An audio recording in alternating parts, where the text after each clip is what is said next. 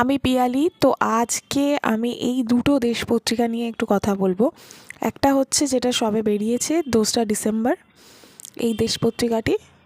আরেকটি হচ্ছে এই দেশ পত্রিকাটি, যেটি 17ই অক্টোবর 2024-এর দেশ পত্রিকা ছিল। তো আগে আমি 17ই অক্টোবর 2024-এর দেশ পত্রিকাটা নিয়ে আলোচনা করে নিই একটু।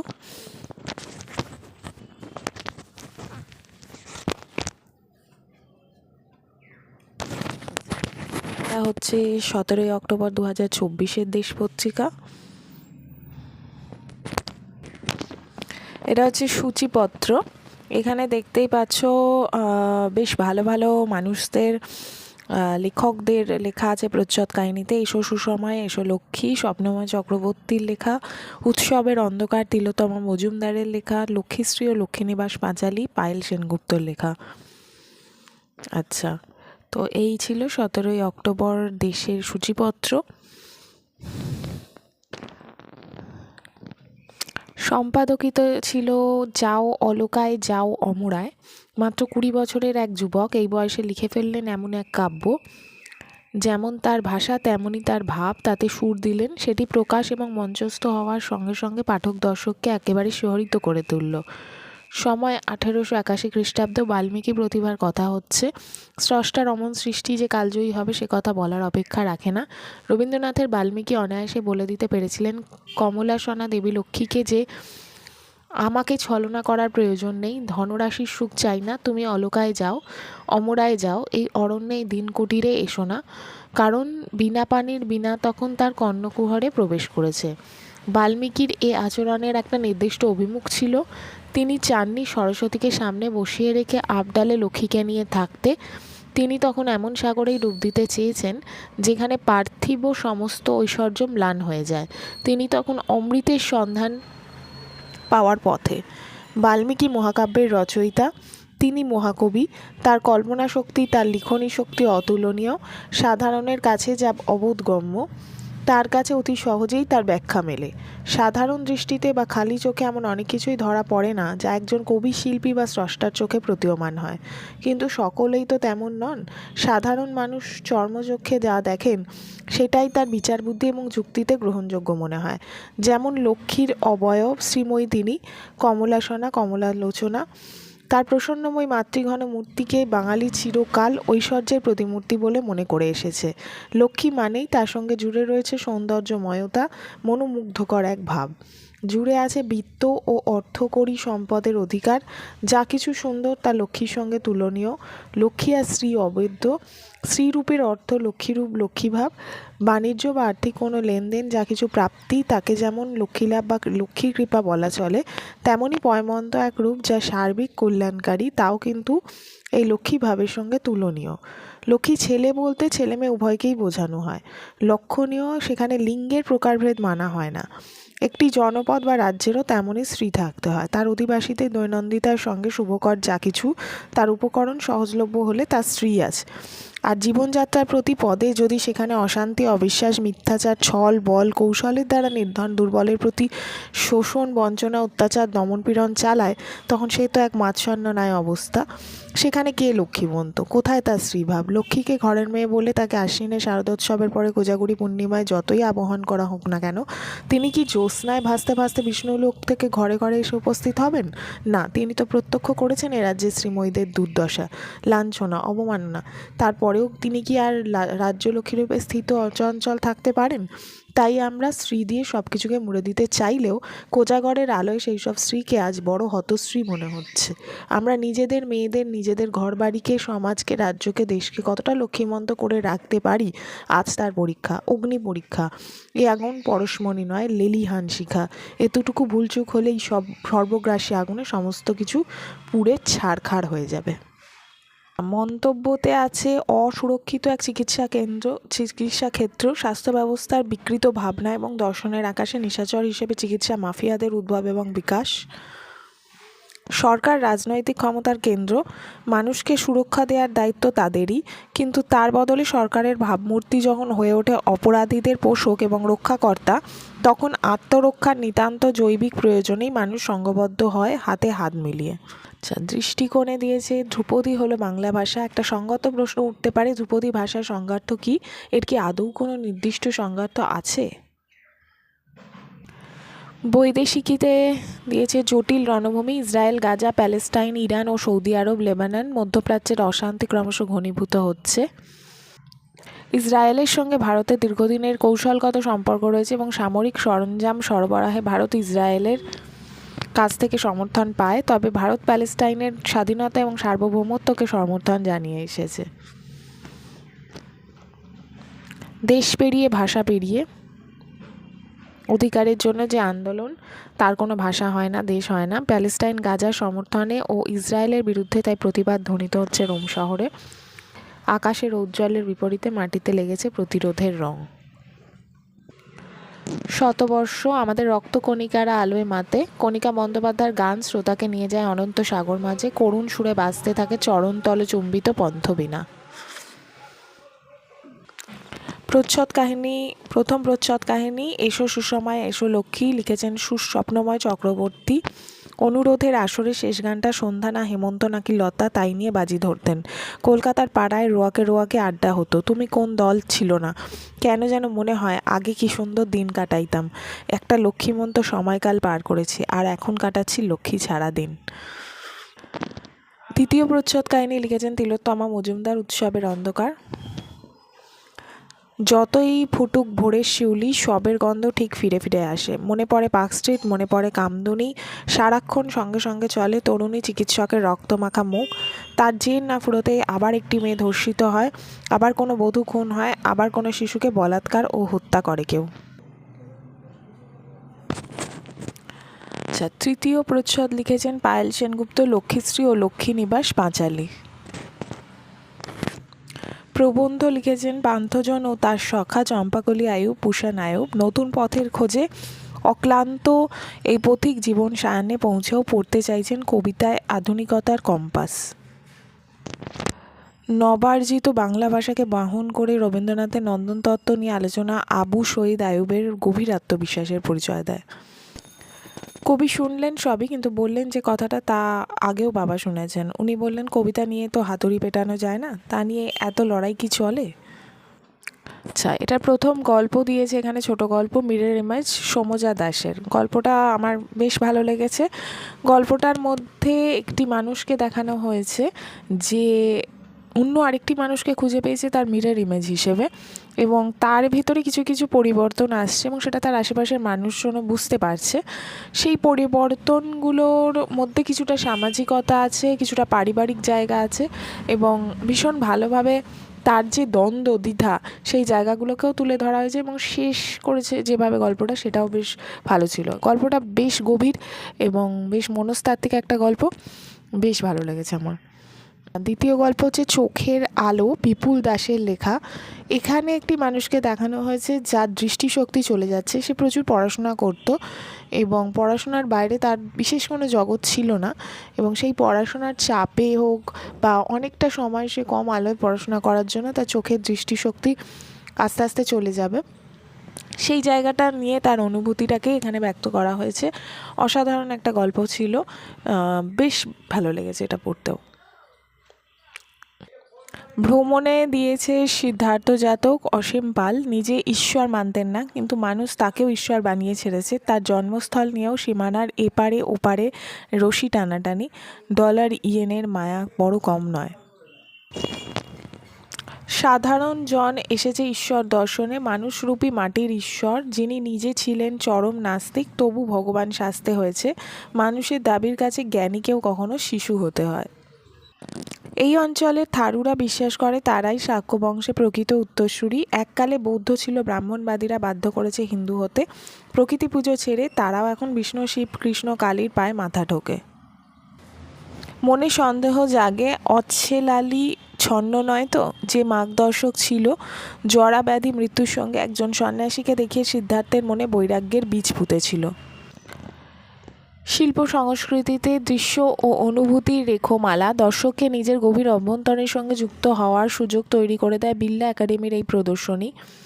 সম্প্রতি বিড়লা একাডেমির উদ্যোগে আয়োজিত হয়ে গেল স্বীকৃতি শিরোনামের একটি চিত্র প্রদর্শনী। একাডেমির বার্ষিক প্রদর্শনীতে যে শিল্পীরা পুরস্কৃত হন তাদের কাজ নিয়েই এই শো। তবে প্রদর্শনীর আগে এই অপেক্ষাকৃত নবীন শিল্পীদের বেশ কিছু দিন ধরে মত বিনিময় চলে কয়েকজন মেন্টরের সঙ্গে। তারা সকলেই অগ্রজ খ্যাত শিল্পী। আমাদের জীবনে যা পরিত্যক্ত, যা প্রয়োজন বহির্ভূত, যাদের শরীর থেকে পোশাকের মতো খুলে নেওয়া হয়েছে অন্তর্গত অর্থ, সেসবেরও একটা নিজস্ব ইতিহাস আছে। আর ইতিহাসের মতোই সেখানে পরতে পরতে ধরা থাকে মুহূর্তের চিহ্ন, পরিবর্তনশীল বাস্তবের বিবিধ বিন্যাস। শুধু বস্তু নয়, তা অনেক সময় অন্তর্হিত স্পেস, অপসৃত সময়, যা হারিয়ে গেলে সেসবের একেবারে অন্য পরিচয় তৈরি হয়ে উঠতে থাকে।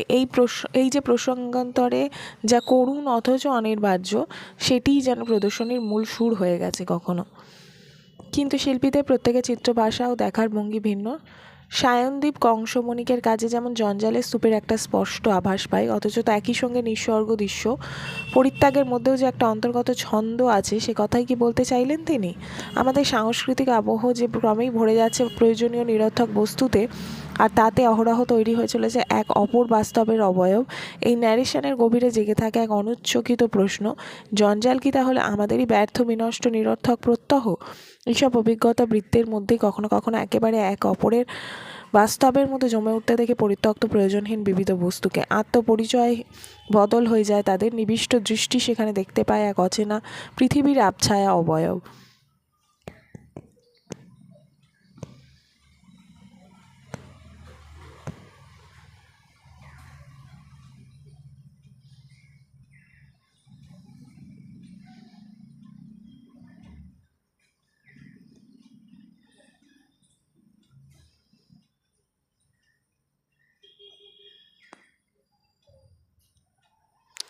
প্রকৃতি ও তার দৃশ্যাবয়বের নিরন্তর বদল মানুষের অস্তিত্বকে কীভাবে পাল্টে দিচ্ছে নিঃশব্দে, তা নিয়ে কাজ করেছেন গোপা রায়।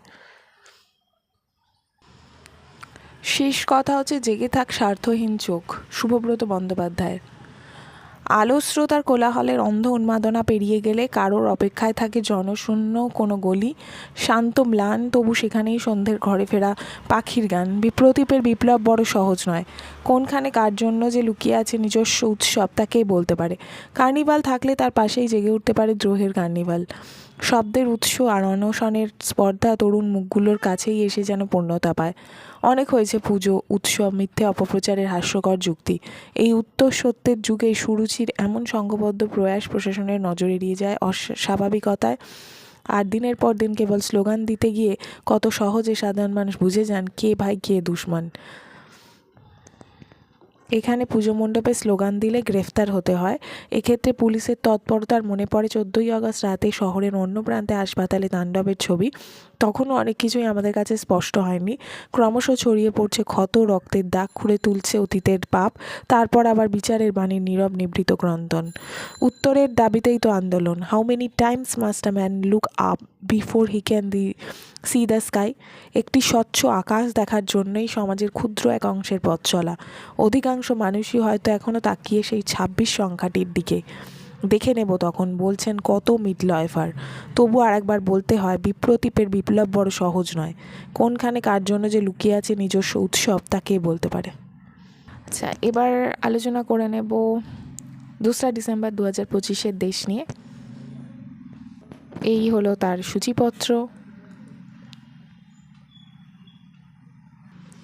সম্পাদকীয়তে আছে অসহিষ্ণুতা ও আমরা, অস্থির এক সময়, ঘরে বাইরে ধৈর্যহীনতার প্লাবন, বিরুদ্ধ স্বর, ভিন্ন মত, অপর ভাবনা, অন্য রকম, এর আভাসটুকু পেলেই তাকে দুর্মুষ করে দিয়ে তবে শান্তি। রাজনীতির ছত্রছায়া থাকলে ভয় নেই, তার বাইরে একার ক্ষমতায় বা সাহসে না কুলালে সমমনস্ক মানুষ অমিল নয়। তাতেও স্বচ্ছন্দ না হলে হাতের গোড়ায় সমাজ মাধ্যম আছে, কুকথা, দোষগুণের ফিরিস্তি বা রীতিমতো বিচার সভার আনন্দ আয়োজন, সেখানে সততা মজবুত। নির্বাচনের আগে সারা রাজ্য জুড়ে এসআইআরের কাজে বিএলও দায়িত্ব পালন করছেন সরকারি কর্মচারীরা। তাদের ছোট ছোট ত্রুটি ভীতি সময়ের কাজে শেষ না করতে পারার আশঙ্কা নিয়ে বক্রোক্তির শেষ নেই। দুর্ভাগ্যজনক যে অন্ধ আক্রোশ তাদের আতঙ্কজনিত মৃত্যুকেও ন্যায্য বলে মনে করেছে। চাহিদা না মিটলেই আক্রমণ। বন্ধুর হাতে বন্ধু মরছে বা প্রেমিকের হাতে প্রেমিকা, সন্তানের হাতে মা বাবা কিংবা স্বামীর হাতে স্ত্রী। উল্টোটাও ঘটছে। সাহিত্যে চলচ্চিত্রে নৃশংসতার বন্যা। আহত বা নিহতের রক্তগঙ্গা আজ আর কথার কথা নয়, দৃশ্যশ্রাব্য মাধ্যমে তা বইছে এবং তরুণ প্রজন্ম তাকেই স্বাভাবিক বলে আত্মস্থ করছে। সফলতার অভিজ্ঞান হয়ে দাঁড়িয়েছে নির্মম নিষ্ঠুর অমানবিক আচরণ।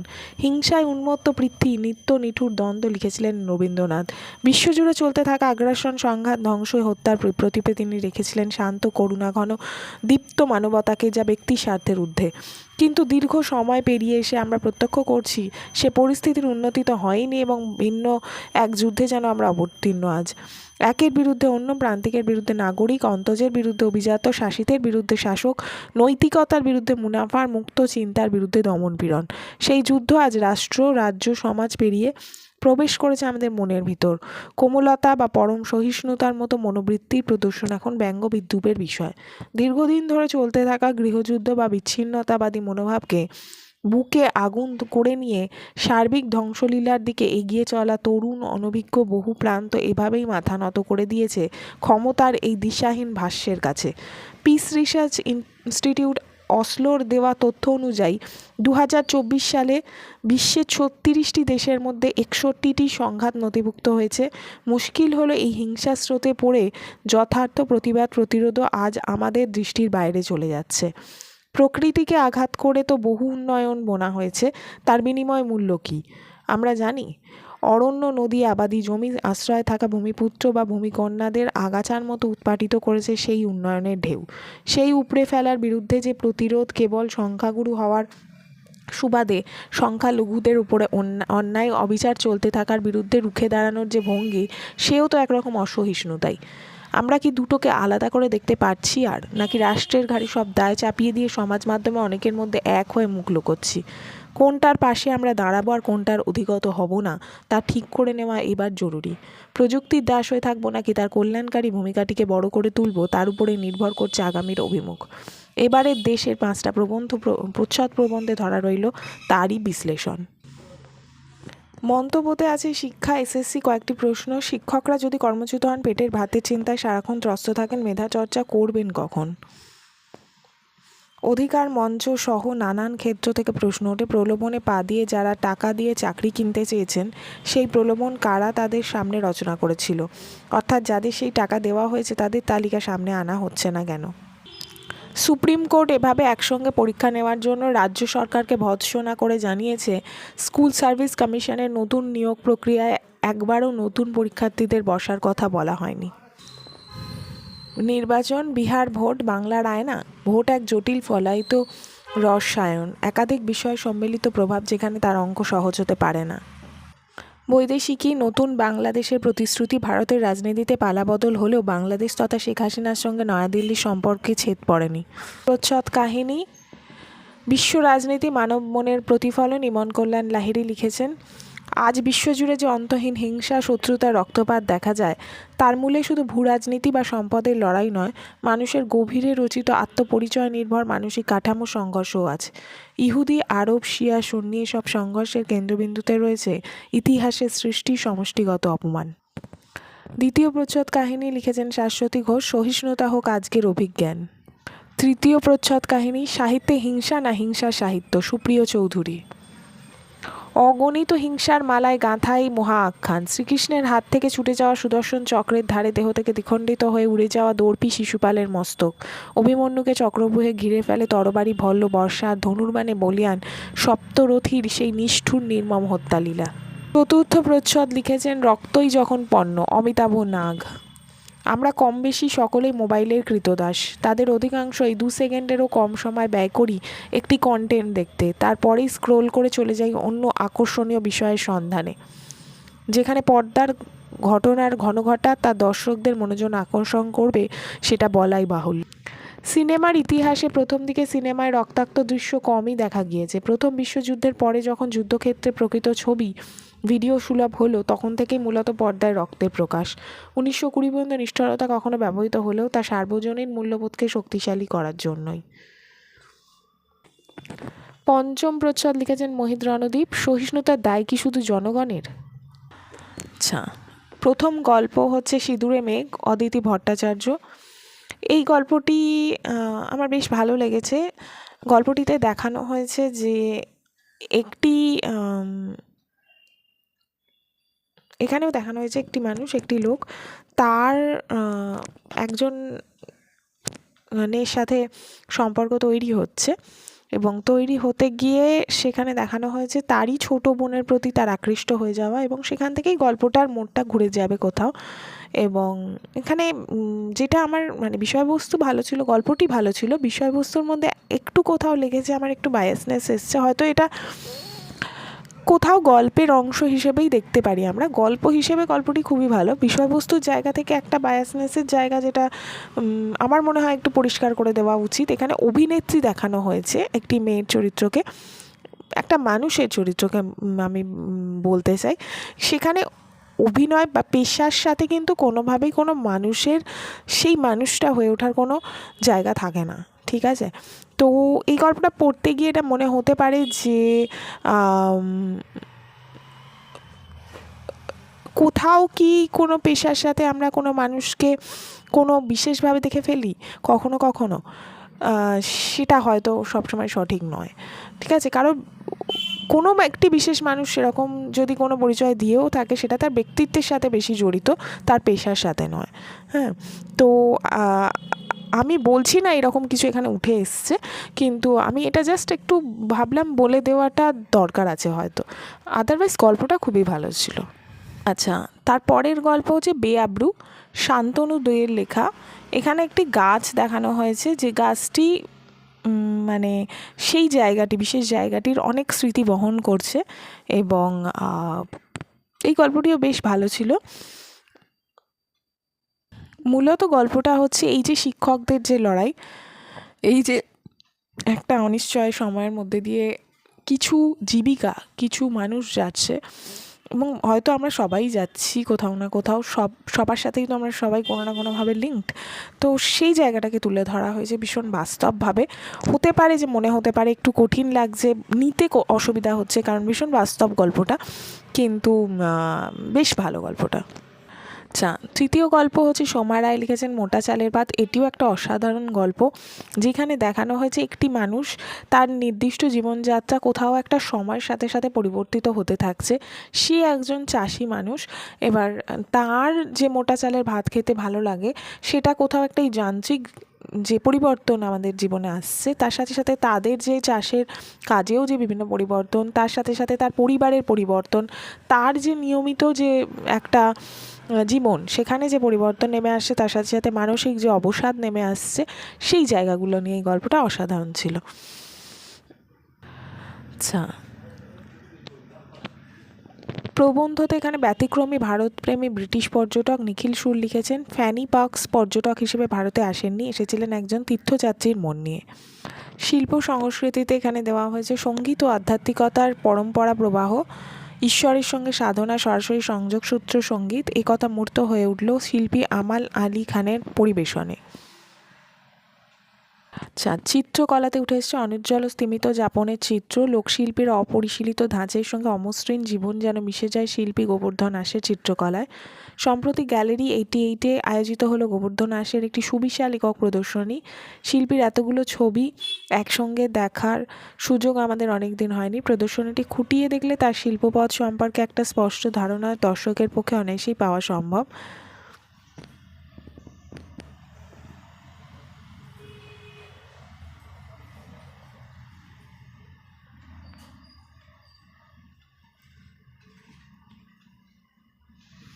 আচ্ছা, তার ছবিতে একক মানুষই যে নেই তা নয়, তবে অধিকাংশ সময় দেখি তিনি একাধিক চরিত্রকে ধরেছেন ফ্রেমের মধ্যে। দুজন বা তিনজন তারা কর্মরত, কথোপকথনরত, অথবা এমনি একে অন্যের সন্নিকটে থেকে যাপন করছেন একটা যৌথ মুহূর্তকে। ফলে তার কাজে এক ধরনের সমষ্টির বোধ সহজেই তৈরি হয়ে ওঠে।